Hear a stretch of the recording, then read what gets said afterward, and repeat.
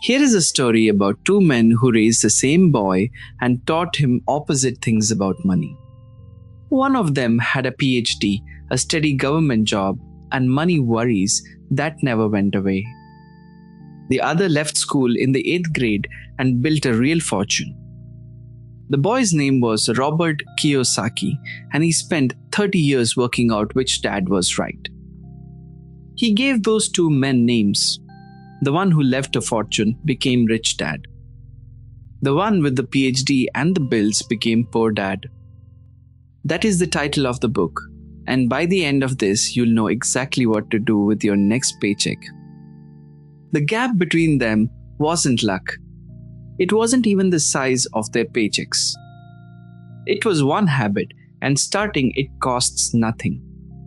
You'll be able to run their test on your own bank app in about a minute. This is Sam. He's 26 and his salary is $42,000 a year. By any honest measure, he's doing fine. Rent gets paid and nobody chases him for anything. And still, on the 28th of every month, his account sits at almost nothing, just like it did last year. Ask him why, and he'll say the thing most of us believe. My salary is too small. Once I earn more, this fixes itself. Remember that sentence. It's the most expensive one in this video. Here's what happens to his pay. It lands on the 1st. Then rent takes its bite and the car wants another one right after. Phone bill, streaming groceries, and the Friday nights out. Every dollar he earns arrives with one instruction, and that is to leave. Sam works 5 days a week. His savings do nothing at all. That's not an insult, it's arithmetic. And it's exactly the deal that Rich Dad refused to accept. Poor Dad said, study hard so you can find a good job. Rich Dad said, study hard so you can own something that earns. One of those puts you on a payroll and the other quietly builds a second income underneath you. You'll work for money at the start and everybody does. The goal is to stop being the only one doing it. Sam bought a car 2 years ago, $23,000, and he genuinely loves it. The payment is $300 a month. Insurance on top of that, then gas and whatever the mechanic finds in March. If you asked him, he'd call that car an asset. It's the biggest thing he owns. But watch which way the arrow points. Every month, without fail, it reaches into his pocket and takes a little more. Now, put it next to his friend Maya. She rents her spare room out for $500 a month. Nothing about that room is exciting. It has a bed, a lamp, and somebody else's poster on the wall. But on the 1st of every month, $500 lands in her account, whether or not she did anything. Sam looked at his bank app one night and finally saw it. His car sends money away, her room brings it home. Neither of those has anything to do with the price tag. And that is the whole test, the one this book made famous. An asset puts money in your pocket, a liability takes it out. Not the price, not the paperwork, only the direction of the arrow. Which brings us to the page everybody argued about. Most of us grew up hearing that a house is the biggest asset a family can own. Kiyosaki said the one you live in is not. It takes the mortgage, the tax, the roof, the boiler, and it hands you a place to sleep. That's not nothing, and nobody is telling you to sell it. It just isn't income. And you might be thinking, hang on, Maya's room sits inside a house. Good catch. The room she rents out pays her, so it belongs on one side. The rooms you live in charge you, so they belong on the other one, building two different jobs. Sam sat down and sorted everything into two sides. On the left, everything that charges you every month. On the right, everything you own that sends money the other way. And this is the 1-minute exercise I promised you. Open your bank app tonight and read down last month. Every single line is either pulling money out or sending it in. That's the test. and nobody has to teach you the answers. Sam's left side is long and detailed. His right side is empty, and until last year, he never thought about it. Now, you might be thinking you need thousands of dollars before any of this applies to you.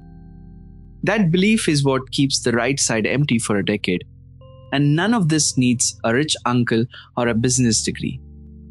So, what actually counts? A spare room, obviously. A savings account that pays you a little interest every month. A camera your neighbor borrows every weekend and pays you for. A skill that people hand you cash for, like keeping books for the shop on your street. Picture $50 a month walking out to a subscription you forgot about. Now picture $50 a month walking in from something you own. Same amount of money, opposite directions, and 10 years later, a completely different life. Now, remember Sam's sentence, once I earn more, this fixes itself. Let's actually test it with the year that just happened to him. Last spring, he got a raise, $6,000 more a year. After tax, that's about $400 extra landing in his account every month. Real money, and he earned every single cent of it. Within 2 months, the apartment is nicer and the car is newer. Dinner arrives at the door on Wednesdays now, not only Fridays. The phone gets upgraded because why not? Not one of those choices ever felt like a decision. They felt like a slightly better week. So here's my question before I tell you how it ended. A year later, is he richer or is he standing exactly where he started? He earns $48,000 now. His savings look identical to the year before. The raise didn't vanish, it got converted quietly into new bills that arrive every month, forever. The side charging him got heavier and the one paying him never moved. The book has a name for that loop, and it's the rat race. You run harder, the walls stay exactly where they were, and the view never changes. So a bigger paycheck on its own cannot free you, because speed was never the problem. Here's where people take the wrong lesson. They hear it and think the answer is to quit, start a company, take an enormous swing. Rich Dad taught something very different. His version is much quieter. Sam still works in a warehouse office. It's steady, it's fine, and it pays him on the first. That job covers his bills and it quietly funds the right-hand side, the things he owns that pay him. There's a line in the book for exactly this split. Your profession is what you get paid for and your business is what you own. At the beginning, that side looks embarrassing. $20 a month is a completely normal start. The size isn't the point yet. Direction is. So how does the right-hand side ever get going when there's nothing left at the end of the month? Sam tried the obvious order first and it went badly. His plan was simple. Pay the rent, the phone, the card, the food, then save whatever survives. Month 1, $11 survived. Month 2, nothing did. And that isn't a discipline failure. It's an ordering mistake. There is never a leftover pile waiting patiently for you. Rich Dad flipped the sequence around. On payday, before a single bill gets touched, a fixed amount leaves for the right-hand side. You pay yourself first, and the rest of the month rearranges itself around what remains. But what about rent? You're thinking, rent still gets paid every single time. The other spending bends more than you expect once the cash is already gone. That quiet pressure is doing real work for you. Sam picked $200. It moves automatically the day after his salary lands. He never sees it sitting in the account, tempting him on a slow Tuesday. Month 1, that's $200. After a year, with no willpower involved at all, the total is $2,400. And here's the honest part. $200 may be far too much for you right now. $20 is completely fine. What matters is that the transfer exists on a fixed date without you choosing again. One more, because it's the one people skip. Sam signed up for a Saturday course in spreadsheets. Sounds dull, and it was nobody offered him a single extra dollar for sitting through it.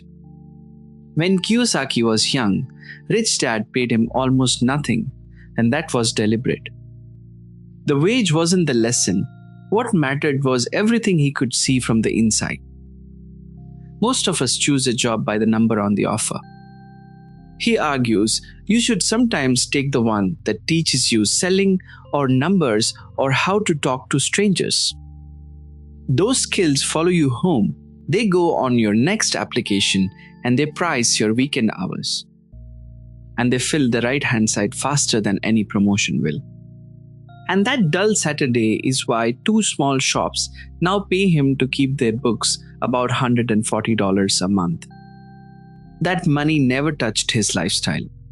It went straight across to the right. So his page isn't impressive yet, just $2,400 saved. Plus a small amount arriving every month he didn't work a Monday for. The size is still nothing much, the direction is completely different. Let's put it together.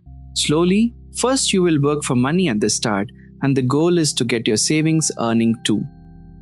Second, an asset pays you and a liability charges you, and the direction is the only test that matters. Third, a raise on its own will not free you because your costs chase your income. Fourth, keep the job you have and build the right-hand side beside it. Fifth, take the work that teaches you something, not only the offer with the biggest number. Sixth, and this is the one to do tonight, pay yourself first on a fixed date before the bills. Only one of those two dads ever owned something that paid him back. Sam started with a single transfer and a Saturday course, and his page finally sends money home. So before you sleep tonight, set that transfer up. Even $20 counts. It just has to leave on a date you don't get to argue with. Thank you for watching all the way to the end. If this helped, a like and a subscribe genuinely support the channel. Your next paycheck arrives soon, so give the right-hand side its cut before anything else takes it.